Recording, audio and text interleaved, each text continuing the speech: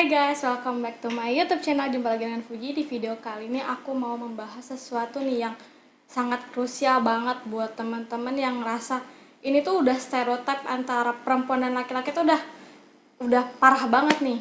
Dan kali ini tuh aku bakal ngebahas dengan tema laki-laki kok boleh, perempuan enggak.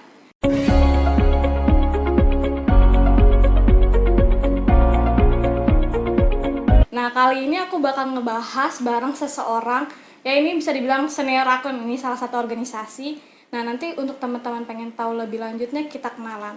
Oke, aku langsung panggil aja abang aku. Eits. Gimana? Gimana kabarnya, Bang? Ya, kabar mah gini-gini aja, Ji. Nah, kan teman-teman gue yang nonton ini belum pada tahu nih. Ini abang siapa, namanya siapa, usianya berapa, aktivitas hari-harinya tuh apa. Lengkap ya? Iyalah, kan tak kenal maka tak sayang. Oke, gini aja deh. Nama gue Pono, masih kayak biasa, Ji.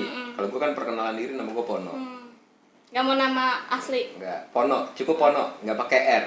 Tapi Pononya bukan Pono dalam pemahaman orang-orang Nusa Tenggara, kayak gitu. Kayak orang Bima kan ada Pono ya, itu bukan di situ. Jangan dicari tahu juga gitu. Nah, untuk secara lebih lengkapnya, ya data gue ada di lafarpono.com. Begitu aja.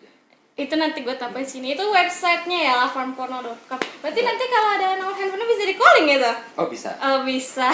Nggak terlalu jumut kok berpikirnya. Kalau Nggak terlalu. umurnya berapa nih kira-kira? Umur lo berapa ya? 24. Gue di bawahin. Nggak mungkin. Gue terlalu cepet emang. Gue manggil dia abang. By the way, dia lebih tua 22 tahun banding gue. Enggak, gue tuh terlalu cepet masuk sekolah. Jadi teman-teman yang lain itu masih di TK, TKA. Nah, gue udah di kelas 1. Cuman gitu doang. Kalau kalian percaya, boleh komen di sini deh kalau percaya. Nah, aktivitas sehari-harinya ngapain aja nih? Aktivitas udah keliling-keliling, motoran, ngapain? Ya pokoknya ngapain aja lah. Nggak ngapa-ngapain. Tahu aku nih, abang ini tuh pembisnis handal lah. Udah besar banget bisnisnya. Kalau pengen tahu langsung di Lafarpono itu ada keterangan nggak? Nggak ada, karena ada. itu beda. Beda ranahnya ya.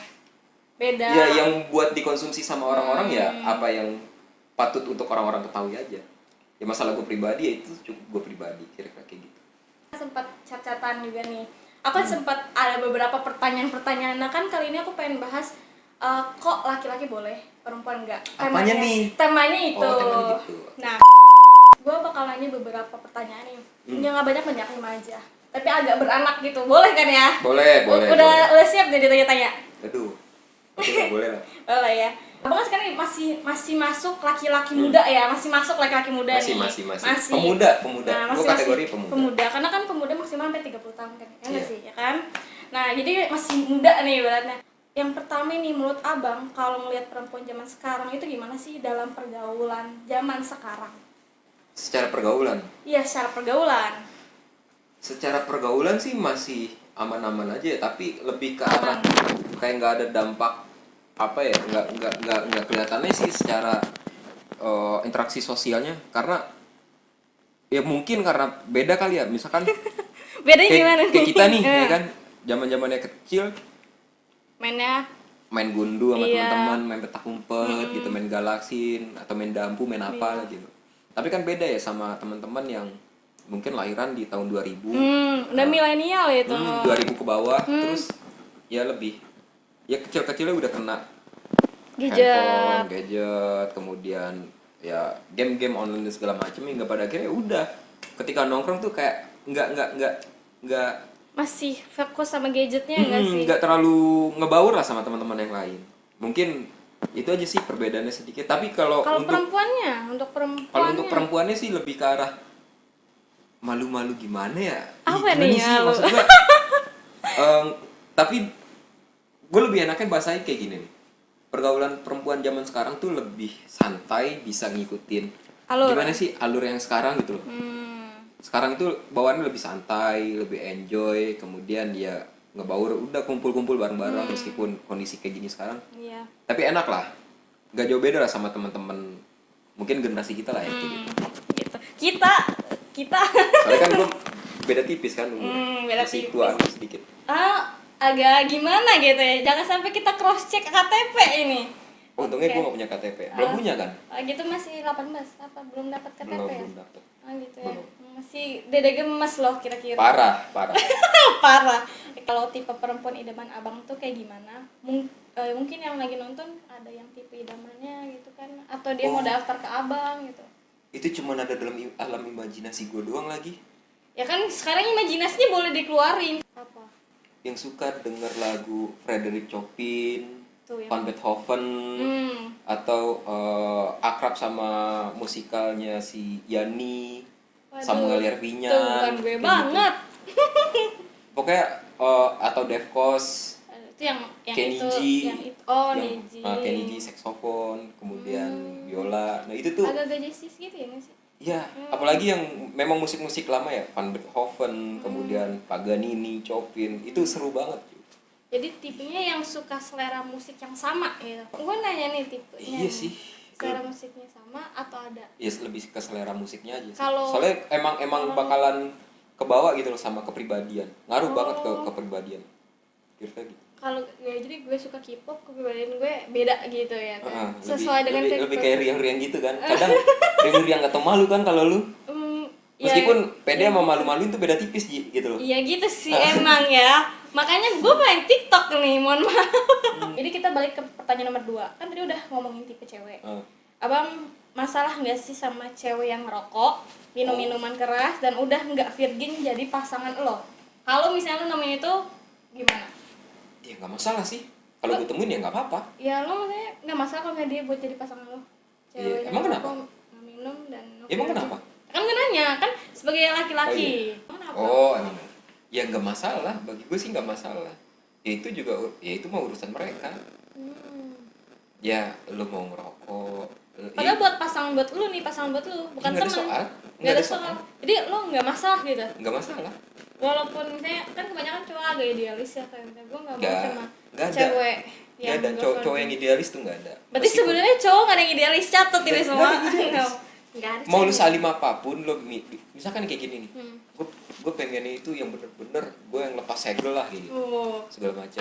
So idealis ya kan? Pokoknya sesuai sama tuntutan agama. Oke, I see. Coba iseng ya lo tanya kalau bocah-bocah yang kayak gitu, orang-orang yang kayak gitu, di antara yang soleha sama yang tidak soleha, mereka bakal pilih yang mana? Pasti bakal pilih yang soleha. Yang soleha nih, oke. Yang soleha ini yang berjilbab atau enggak? Pasti milihnya yang berjilbab. Yang hafizah atau yang tidak? Pasti bakal milih yang hafizah. Lo tanya lagi, mau yang hyper atau enggak? Pasti bakal jawabnya hyper. Gak ada yang bilang enggak. Why? Gue udah sering nanyain bocah-bocah tuh begitu, nanyain anak-anak tuh begitu. Ada yang hafizah, ada yang enggak. Mau pilih mana hafizah? Berjilbab atau enggak? Berjilbab lah, kan menutup aurat. Yang hyper atau enggak? Diam dulu. Yang hyper maksud gue di sini adalah misalkan kayak dia lebih mendominasi atau dia lebih suka di atas lagi gitu. Nah, dalam Islam kan, dalam pandangan ulama klasik ini nggak boleh gitu. Dia milih, oh ya udah yang hyper aja. Lah, gue bilang, ini kok gimana? Jadi nggak ngaruh ya? Nggak ada yang idealis. Jadi tuh buat laki-laki yang so idealis di luar sana yang cuma gaya-gayaan doang biar kelihatan gagah. Padahal ya bangsat juga. Gak apa-apa kan bangsat-bangsatan di sini. Gak apa-apa, gak masalah. Jadi buat laki-laki jangan so idealis deh. Kalau nggak masalah ya. Oke, gue setuju nih. Pertanyaan ketiga nih. Abang setuju nggak sih kalau perempuan itu buat cari pasangan jangan kebanyakan milih? Kenapa? Ya harus banyakan milih lah. Ya jaminannya ke depan apa? Kalau misalkan lu nggak banyak pilih, udah lu terima apa adanya. Terus lu nggak mau makan, emang mau nggak makan? Nggak mau lah. Nggak itu ada juga yang ngelahirin anak tuh lo pada gitu loh, bukan right. Yang cowok kan. Kalau misalkan lu nggak milih-milih, yang cewek nggak milih-milih, lo mikirin makan buat lo puyeng, apalagi buat anak-anak lo pada gitu loh. Ya harus milih lah. Jadi nggak masalah. Dan yang cowok pun juga harus tahu diri gitu loh. Iya. Maksudnya gitu. Dia juga punya cerminan lah, bisa ngaca kalau lu tuh kapasitas tuh kemampuannya segini gitu. Jadi perempuannya yang lu suka tuh terlalu tinggi juga, agak mikirnya juga gitu loh. Baik kan dalam Islam harus sekufu, harus seimbang, setara. Lo kemampuannya kayak gimana, ya pasangan lo harus kayak gimana gitu. Jadi jangan terlalu menstereotipkan kalau perempuan tuh nggak boleh milih, laki-laki doang yang boleh milih. Kan kebanyakan orang bilang cuma kan laki-laki yang milih, kan laki-laki yang milih. Ya perempuan juga boleh milih dong. Ya enggak lah, enggak laki-laki yang milih. Emang lu kata Nabi Muhammad milih Khadijah yang milih Nabi Muhammad. Jadi nggak masalah lah, udah ada contohnya. Makanya Sunnah loh itu kalau misalnya ngomongin sunnah. iya makanya jadi ya udahlah, jangan terlalu cowok-cowok zaman sekarang jangan terlalu idealis intinya sih. Kita lanjut ke pertanyaan yang keempat. Menurut abang, kenapa sih perempuan selalu dianggap lemah, selalu dianggap tidak berdaya, dan dianggap nomor 2 oleh kebanyakan orang? Satu hal, karena anggapan itu diajari oleh para guru-guru agama. Guru agama nih yang disalahin nih? Guru agama, bukan guru agama di sekolah ya. Oh. Ya Gimana nih bang? gue lebih Kalau misalnya seret minum aja dulu. santai. Maksud gue karena itu ke framing kali ya. Kalau gue bilang kayaknya ini ke framing sama ajaran-ajaran orang-orang yang orang Indonesia. Gimana? Agak menjaga perkataan nih bapak nih gue kira-kira. Dari Indonesia keluar Indonesia sedikit ke arah barat sono, beda benua, pulang ke Indonesia, jadi kayak ngelihat ya ketika mereka di sana seperti itu ya di sini juga harus kayak gitu. Ya, anggapan itu menjadi muncul dan kemudian iya cewek ini lemah segala macam, udah lu urusannya cewek itu gini aja. Kayak di sumur, di kasur, di dapur. Ya kayak gitulah kira-kira kan. Siapa? Gue menjadi masalah sih bagi gue kalau misalkan ada anggapan cewek itu adalah, perempuan itu adalah makhluk yang lemah, kemudian nomor kedua dan segala macamnya. Karena gue percaya dengan satu ajaran dari guru-guru kita juga bahwasanya setiap pribadi manusia itu berharga, seharga kemanusiaan sejagat. Gue sebagai seorang manusia itu berharga, ya harga gue ini seberapa ya seluruh kemanusiaan yang ada di jagat raya ini. Gue termasuk lo sebagai perempuan. Bahkan ketika ada anak bayi yang masih kecil umur 1 hari atau mungkin 1 jam, dia pun juga sudah berharga gitu loh. Ya kurang tepat aja kalau misalkan ya segala sesuatunya itu udah dianggap lemah dan segala macam. Gara-gara gender doang. Cuman gara-gara gender doang.